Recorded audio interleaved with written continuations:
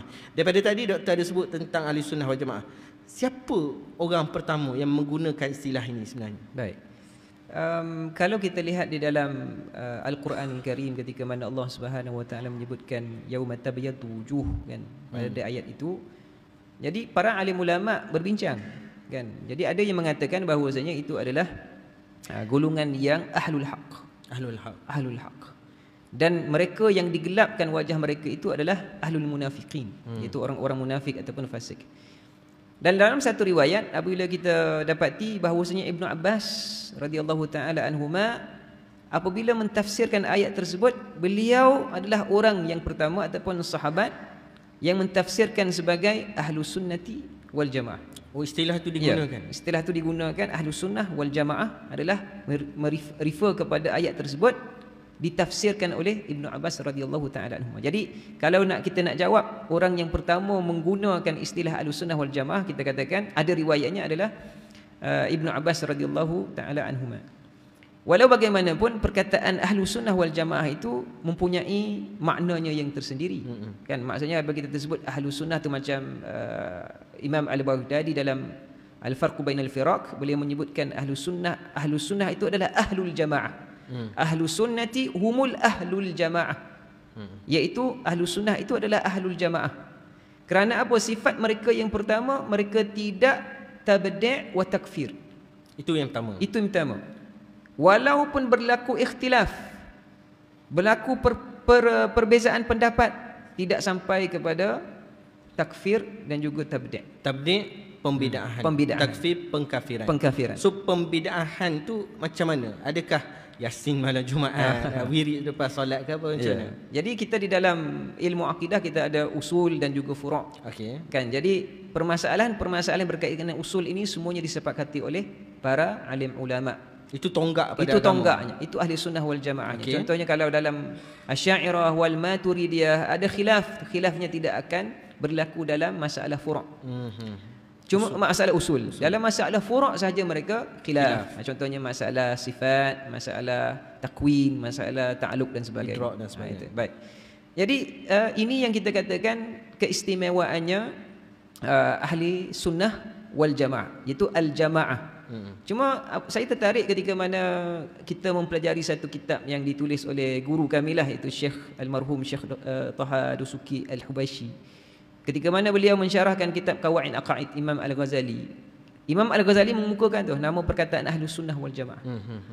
Jadi apabila disyarahkan oleh Syekh Taha rahimahullahu taala wayah, apabila disebutkan ahlu itu adalah ahlu nisbiyatun fil manhaji.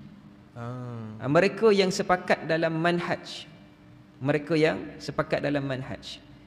Kemudian ahlu sunnah itu adalah mereka yang mempelajari dan mengikuti sunnah Nabi sallallahu alaihi wasallam. Dan sunnah itu terbahagi kepada dua. Satu, sunnah yang bersifatnya ajaran, riwayah, dirayah, kan datang daripada Nabi, qauli, fi'li, taqrir, semuanya daripada Nabi SAW. Yang keduanya adalah bahagian al-mauqif, iaitu kefahaman. Maksudnya Nabi SAW mengajarkan kefahaman ini kepada para sahabat. Dan para sahabat yang mengukuhkan apa yang difahami daripada ajarannya Rasulullah sallallahu alaihi wasallam. Contohnya pengumpulan Al-Quran, contohnya sembahyang tarawih berjamaah. Kan? Itu adalah mauqif ataupun kefahaman yang diajarkan oleh Rasulullah sallallahu alaihi wasallam dan difahami oleh para sahabat. Jadi as-sunnah itu bukan sekadar sahaja yang datang daripada hadis, yang bukan sahaja diriwayatkan daripada perlakuan takrir Nabi SAW, bahkan juga apa yang difahami daripada para sahabat Nabi SAW. Baik, yang ketiganya adalah al-jama'atu. Jadi katanya Syekh, al-jama'ah ini mesti mempunyai ghayatil quswa, kan, tujuan yang jauh. Dia tak boleh kata jamaah ini nak pergi kenduri ataupun nak sambut nak makan sambutan hari raya saja. Itu tak namakan jamaah, namakan al-jama'u. Kan, kerana jamaah ini mesti mempunyai tujuan yang jauh, iaitu tujuan yang panjang yang memberikan sinar kepada agama ini. Maka ahli sunnah wal jamaah ini tidak semestinya berada pada satu kelompok. Maksudnya hidup mereka itu tak semestinya pada satu zaman. Dan tidak semestinya pada satu tempat. Contohnya Imam Abu Hasan Al-Asy'ari, Imam Abu Mansur Al-Maturidi, Imam Ja'far At-Tahawi, mereka ni berada pada tempat yang berbeza.